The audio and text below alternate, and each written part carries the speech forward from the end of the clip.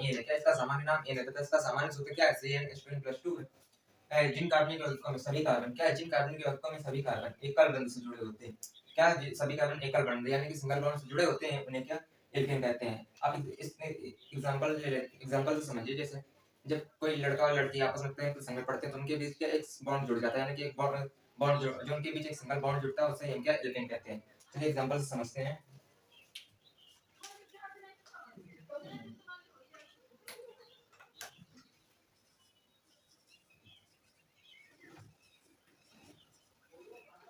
और एन या आप दूसरा समझ लीजिए, तो ये क्या है, सनेम है, यानी कि जो हमारे कार्बनिक कंपाउंड होंगे उनका क्या सनेम होगा, कार्बनिक यौगिकों का सनेम है। आप इस तरह से समझ सकते हैं।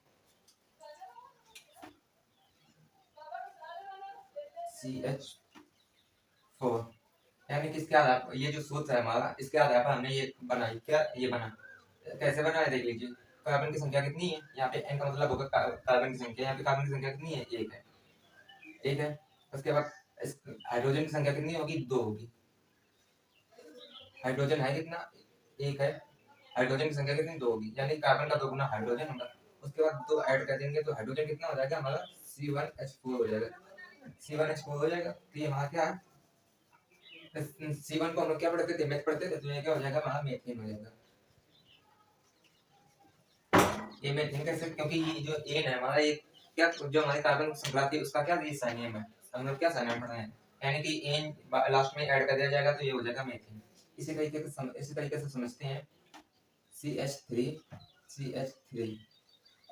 आप देख लेते हैं, यहाँ पे कार्बन की संख्या कितनी है, 2 है। उसके बाद हाइड्रोजन की संख्या कितनी है, यहाँ पे हाइड्रोजन 2 है। उसके बाद यहाँ पे 2 है, 2 का ही मल्टीप्लाई हो जाएगा, हाइड्रोजन 2 का मल्टीप्लाई हो जाएगा +2, तो क्या हो जाएगा यहाँ पे C2H4 हो जाएगा, क्या हो जाएगा C2H6, यानी कि CH3 ये होगा जाएगा, CH3 ये हो जाएगा। इसे हम लोग क्या पढ़ते हैं, C2 को हम लोग क्या पढ़ते थे, H पढ़ते थे, तो ये हो जाएगा एथेन, ये हो जाएगा एथेन हमारा। अब इसी तरीके से हम लोग ले लेते हैं CH3 इसका नाम क्या हो जाएगा, C3 को हम लोग क्या प्रोपेन को पढ़ रहे, तो इसका नाम हो जाएगा प्रोपेन, क्या हो जाएगा प्रोपेन। फिर देख लेते हैं CH3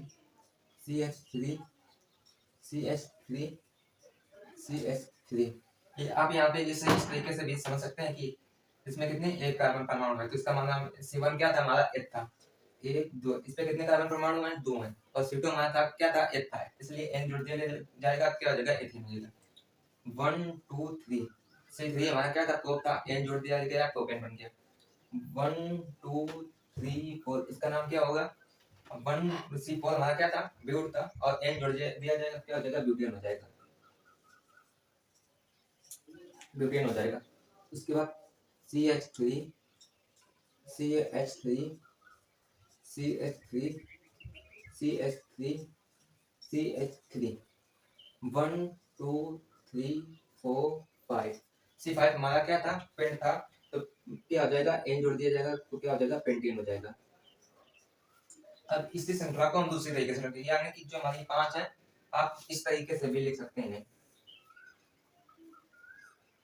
ये जो हमारा है सूत्र है, इसी के आधार पर बनाते हैं, ये क्या है, इसी के आधार पर बनेगा, इसी के आधार पर ये भी बनेगा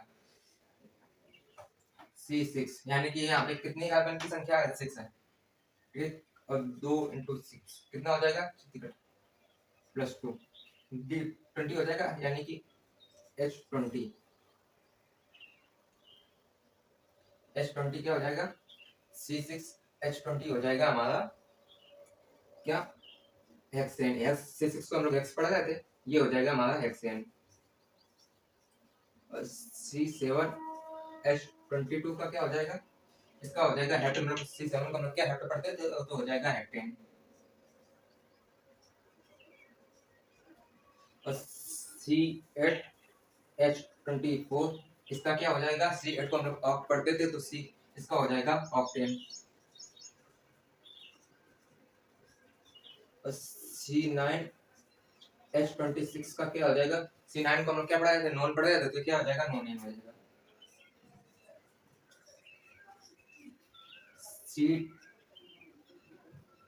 C10 H28 का क्या हो जाएगा, ये हो जाएगा। और C10 को हम लोग क्या डेक पढ़ा देते, तो ये हो जाएगा डेकेन। आप इसे इस तरह भी लिख सकते हैं, यानी कि आपको कुछ नहीं करना है। CH4 यहाँ पे है, यहाँ पे होगा C2H6, यहाँ पे होगा C3H8, यहाँ पे होगा C4H10, यानी कि जो हमारी कार्बन की श्रृंखला है उसी का दोगुना करते चले जाइए, यानी कि जितनी कार्बन की एक कैसे बना, ये दूसरे क्या आप लोगों को बता रहे हैं। CH4 क्या हो जाएगा, मेथेनॉल हो जाएगा। और इसे हम लिख सकते हैं क्या, इसे हम CH4 हो जाएगा ये, और ये हो जाएगा C2H6, ये हो जाएगा C3H8, ये हो जाएगा C4H10, और ये हो जाएगा C5H12। यानी कि जितने जितने हमारे कार्बन है, यानी कि कार्बन की संख्या कितनी है, हम इस पे 2 है, तो हाइड्रोजन की संख्या कितनी होगी, हाइड्रोजन की संख्या 2 होगी। यानी कि 2 का कार्बन की संख्या 2 है, हाइड्रोजन कार्बन का दोगुना होगा, उसके बाद 2 ऐड कर दीजिए, यानी कि 2 कार्बन है तो हाइड्रोजन 6 होंगे। नहीं सॉरी, 2 कार्बन तो हाइड्रोजन 6 होंगे, उसके बाद 3 कार्बन है तो हाइड्रोजन कितने 8 होंगे। यानी कि किसी भी कार्बन श्रृंखला में जाइए, जितने कार्बन कंपाउंड है, यानी कि कार्बन के आप जितने हैं उसका 2 गुना कर दीजिए, यानी कि हाइड्रोजन कितना होगा उसका 2 गुना होगा, उसके बाद आप 2 ऐड कर दीजिए, एन में क्या 2 ऐड कर दीजिए, तो होते चला जाता है। तो ये आप लोग समझ गए होंगे कि एन क्या है। इसके बाद हम लोग पढ़ेंगे एल्केन यानी कि इन, उसके बाद हम लोग पढ़ेंगे एल्काइन यानी कि आयन। अगर आप लोगों ने ये तीनों टॉपिक अच्छे से समझ लिया और पढ़ लिए, तो आप लोग ये मान लीजिए कि आप लोगों को IUPAC 100% IUPAC नेमिंग 100% आ जाएगी, ताकि आप लोग कोई भी प्रॉब्लम फेस करने को नहीं मिलेगी।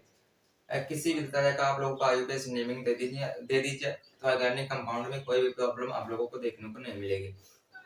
आप लोगों को वीडियो अच्छा लगा तो वीडियो को लाइक कीजिए, शेयर कीजिए, कमेंट कीजिए और बेल आइकन दबाना ना भूलें, ताकि आने वाले नए वीडियो की नोटिफिकेशन